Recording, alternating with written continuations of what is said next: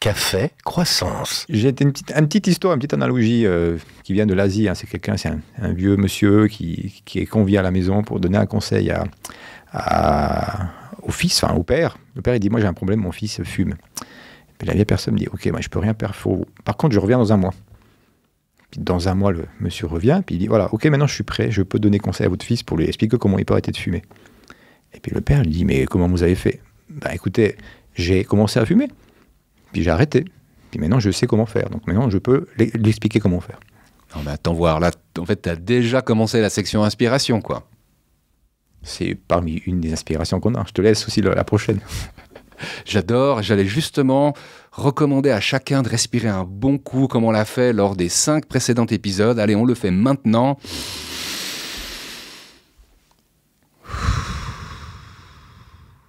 Voilà, j'ai bien respiré, là. J'avais été plus coincé la dernière fois et je tombe donc à pic pour évoquer 3 inspirations sélectionnées pour vous. On commence par un livre, La voix de l'imagination d'Alejandro Jodorowsky, une légende du cinéma underground. C'était dans les années 70 qu'il a fait des films. Ah mon Dieu, j'ai oublié le principal, mais j'essaierai de le mettre dans les notes d'émission parce que même John Lennon l'avait encensé pour ses films psychédéliques. Et effectivement, il présente comme livre testament cette voie de l'imagination. Il faut savoir que c'est un essai sur la psychomagie. De ses propres mots, ce serait un acte de guérison qui mêle la vie, la magie et l'art de raconter des fables. C'est ce qu'il faisait en fait avec ses cartes de tarot posées dans un bistrot parisien dont j'ai oublié le nom. Et n'importe qui pouvait se pointer à sa table et se faire tirer les cartes et recevoir une recommandation sur quoi faire par rapport à la situation qui l'empêchait de vivre. Et en fait, ce livre, il synthétise plein d'expériences de gars qui se sont posés à sa table et ça raconte en fait les lettres qu'il a reçues, parfois même 20 ans plus tard, et qui confirment que le problème a été résolu. Alors je vous cache pas, parfois de manière extrêmement originale. Selon lui, il peut y avoir des problèmes multigénérationnels qui ne sont pas résolus, genre votre grand-mère avait fait des trucs ou n'avait pas fait des trucs, et du coup ça se retrouve chez vous. Donc il faut ouvrir vos chakras pour ce livre-là, mais en l'occurrence, Monsieur Jodorowsky, qui a passé 100 ans. Donc j'ai envie de vous dire que ça marche, ça combine au niveau de la vie. On vous mettra en lien ce livre pour ceux qui souhaiteraient en savoir plus ou le commander. Ben moi, je fais partie de ceux qui veulent en savoir plus, parce que je l'ai appris en préparant avec toi. Ça me passionne ce que tu viens de dire. Donc, je suis curieux d'en découvrir plus parce que c'est en lien avec quelque chose, un peu ce que je disais avant. C'est le mental. C'est nous, on décide qu'on a un problème, on a un problème. Mais si le lendemain, on décide qu'on n'en a pas, peut-être que le problème se dissout. Bon, en attendant, tu pourrais peut-être te faire un cinoche dans la Cinémathèque suisse, complètement rénovée, car le Cinéma Capitole, qui est au centre-ville de Lausanne, qui est un cinéma historique, il a fait peau neuve, désormais 2 salles flambant neuves qui permettent de découvrir, de redécouvrir les films du réalisateur Spike Lee, dans le cadre d'une rétrospective Spike Lee qui aura lieu à la Cinémathèque suisse durant les mois de mars et d'avril. Donc il a fait une flopée de films Spike Lee, nommément je peux recommander Malcolm X, film que j'ai adoré, c'est un film fleuve de plus de 3 heures avec Denzel Washington, pour ceux qui sont fans de cet acteur comme moi. Et puis c'est en l'occurrence les 31 mars et 6 avril que Malcolm X va être diffusé, mais il y en a plein d'autres, comme les Clockers. Je vous laisse le programme de la Cinémathèque suisse sur les notes d'émission, visibles sur audiolab.ch. Ouais. Là, ce qui est génial, c'est que c'est pas de le voir à la maison, parce que Malcolm X, j'adore, mais là, c'est de le voir dans un cinéma historique.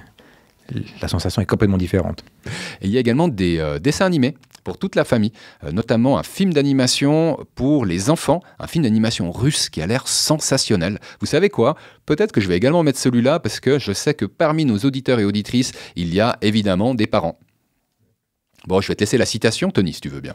Elle est un peu longue, mais je trouve qu'elle est fantastique. Enfin, je ne veux pas teaser, mais si un jour, on te reproche que ton travail n'est pas un travail de professionnel, dis-toi bien que l'Arche de Noé a été construite par des amateurs et le Titanic par des professionnels. C'est une citation anonyme, mais qui mériterait vraiment d'être mise en avant. Alors, j'ai cherché, je te promets, Tony, j'ai cherché au moins pendant une demi-heure. Il y a 1000 personnes qui se la sont réattribuées, mais à la fin, il n'y en a pas un à qui cette citation appartient. J'aime bien me dire que du coup, cette sagesse appartient à tout le monde. Et vous savez, c'est en faisant ce podcast que je me rends compte comme c'est pertinent, parce que vous avez au bout des oreilles 2 amateurs passionnés de business, mais également de partage et de transmission, puis qui essayent de faire le mieux qu'ils peuvent pour pouvoir vous donner, toutes les 2 semaines, un format inspirant. J'espère qu'on y arrive au moins à moitié, et j'espère même à plus, parce que je suis passionné en fait par les podcasts, et je trouve que la passion, ça aide à atteindre la qualité. Voilà, c'est mon point de vue personnel en tout cas. Non, puis après, l'Arche de Noé, construite ou pas, mais c'est des gens qui se sont mis ensemble, ils ont fait une famille, ils ont construit une communauté pour un but commun à la communauté. Le Titanic, c'était un but commun pour une seule personne. Les gens qui voulaient faire du bénéfice, puis après on sait ce qui s'est passé. Ils ont pris des décisions pour éviter de perdre de l'argent, mais ils ont perdu le bateau et des vies humaines. Ça laisse songeur, on ne va pas vous renvoyer à l'Ancien Testament pour en savoir plus sur l'Arche de Noé, mais simplement à cette inspiration et à toutes les personnes qui font avec amateurisme et avec beaucoup de passion ce qu'ils sont en train d'entreprendre à côté de leur travail, de leur famille et de toutes leurs obligations. Voilà, merci en tout cas pour cette citation, Tony. Et puis la prochaine, on aura peut-être quelqu'un d'un peu plus connu qui nous dira un truc super inspirant lui aussi. On verra. On verra bien.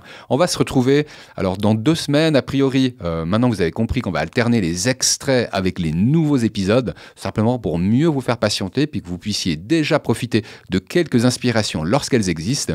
Si vous rongez votre frein à main à l'idée de pouvoir nous réécouter, vous savez maintenant qu'il y a 6 épisodes qui sont à disposition, 6 épisodes de Café Croissant sur le site audiola.ch. Vous pouvez évidemment écouter ces podcasts sur YouTube, sur Spotify, sur Apple Podcasts, sur a priori toutes les plateformes de podcast que vous aimez, et ne vous gênez pas de mettre un commentaire, un like, de partager à foison.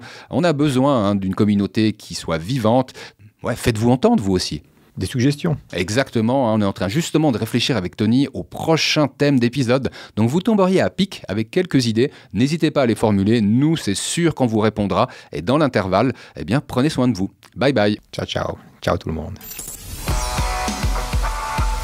Café Croissance. Un podcast Audiolab.